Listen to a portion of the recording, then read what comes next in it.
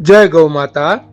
કરુણા સેવક ગૌ સેવા ચેરિટેબલ ટ્રસ્ટના ગૌસેવકો દરરોજ નિયમિત રીતે પૂણા ગામ પાસે આવેલા વિક્રમનગર સોસાયટીના અગાસીના એક ધાબા ઉપર પક્ષીઓને ચણ અર્પણ કરે છે, જેમાં આજે તારીખ 27/2/2025 રોજ હરીશભાઈ તરફથી 20 કટ્ટા અને ખાટુ શ્યામ તરફથી 4 કટ્ટા પક્ષીઓની ચણ પેટે મળે છે.